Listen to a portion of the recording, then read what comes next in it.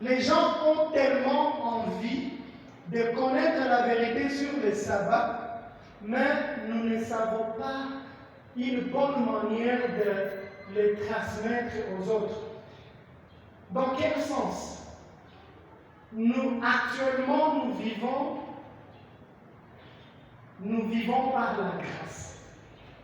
Les églises qui nous entourent croient à l'évangile.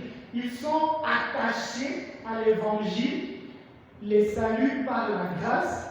Mais lorsque nous venons le prêcher, la vérité sur les sabbats, nous nous attachons plus sur la loi.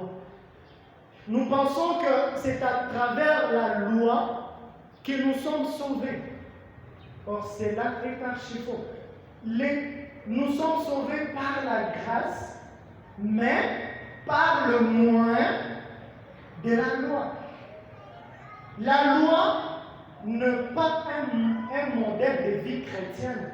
La loi, c'est un moyen par lequel nous sommes sauvés. C'est des choses que nous n'arrivons pas à expliquer à ceux qui sont non-adventistes et ils ont du mal à emboîter les pas et de venir dans notre confession religieuse. Nous avons comme un thème l'évangile et les sabbats. Ce n'est pas vraiment une prédication, mais c'est plutôt une exhortation. J'aimerais nous inviter tous à avoir cette fougue, à avoir ce courage d'intéresser ceux qui sont de véritables lecteurs de la Bible. Parce que les gens nous accusent des observateurs du sabbat juif. Pourquoi cela? C'est parce que nous avons une liste des choses à faire et des choses à ne pas faire les jours du sabbat.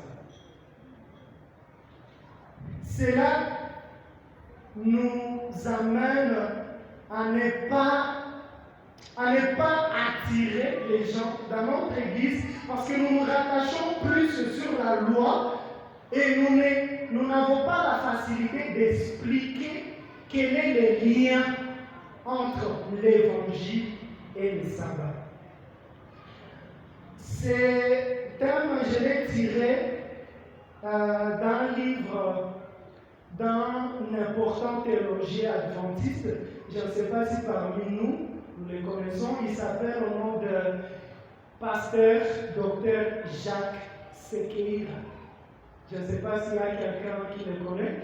C'est à travers son livre intitulé Les véritables troupeaux du sabbat que j'ai tiré cette exhortation de ce soir. Il m'a tellement béni à travers cet ouvrage parce que cela a changé ma manière de comprendre les sabbats.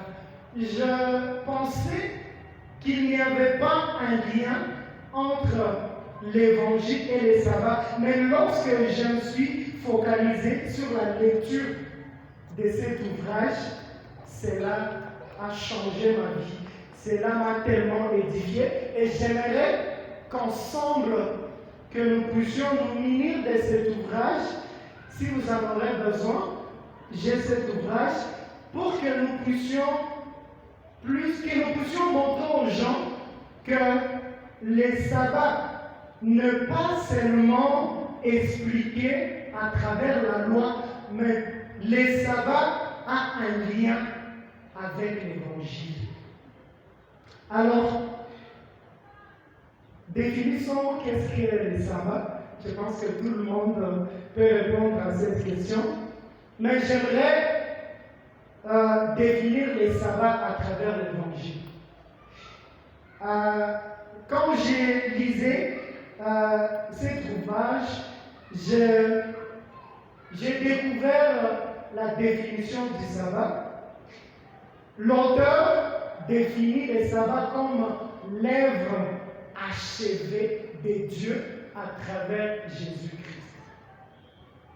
C'est la définition du sabbat qu'il a découverte à travers l'Évangile. Les